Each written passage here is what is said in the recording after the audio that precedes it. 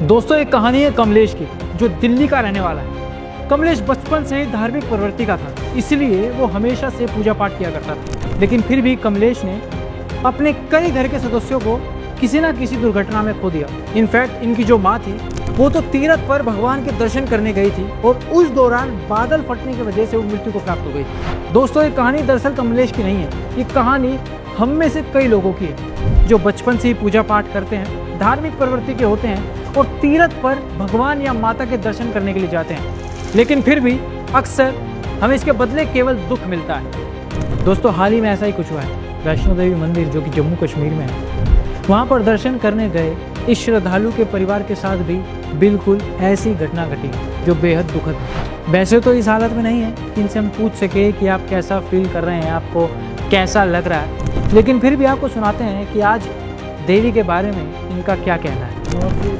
आप वहाँ पे आपने आंखों देखी, वहाँ पर देखा, सब कुछ हुआ, आपको एक पल भी समझने का मौका नहीं मिला? एक पल भी समझने को ना मौका मिला। सेकंडों के सेकंड में ही जो है सारा कहानी खत्म हो गई। इतने आदमी जो है अपने को जो है खो के जा रहे हैं, हंसते हुए आए थे कि माता का दर्शन करेंगे। आपकी बॉडी कितने मेंबर चले? 6 मेंबर चले गए हैं। कौन कौन है? एक मेरी लड़की तानिया है, ये उम्र में 14 साल।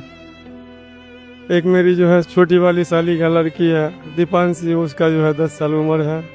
एक छोटी वाली साली गुजर गई पिंकी, वो जो है 30 साल की है। उसका हस्बैंड, उसका जो है भैंसुर, और एक हमारे बड़े सारू जो है गुजर गया। दोस्तों संत रामपाल जी महाराज बार बार यही कह रहे हैं कि शास्त्रों के अनुकूल भक्ति साधना कीजिए, जिससे आपको यहाँ पर तो लाभ होंगे ही साथ आप उस जगह पर चले जाएंगे जहाँ पर ना तो बुढ़ापा है और ना ही कोई दुख है, जिसको गीता में सनातन परम धाम कहा गया है। दोस्तों अब यहाँ पर सवाल ये उठता है कि शास्त्रों के अनुकूल भक्ति साधना कौन सी है, वो भक्ति कौन सी है जो हमें गीता जी में बताई गई है और वेदों में बताई गई है। ये जानने के लिए संत रामपाल जी महाराज के सत्संग प्रवचन सुनिए, जिससे आपको पता लगेगा कि वास्तव में शास्त्रों के अनुकूल भक्ति साधना कौन सी है, वो कौन से कर्म है जिनको गीता में करने योग्य बताया गया है, और वो कौन से कर्म है, वो कौन सी भक्ति साधना है जिसको गीता में ना करने योग्य बताया है, अर्थात व्यर्थ बताया है।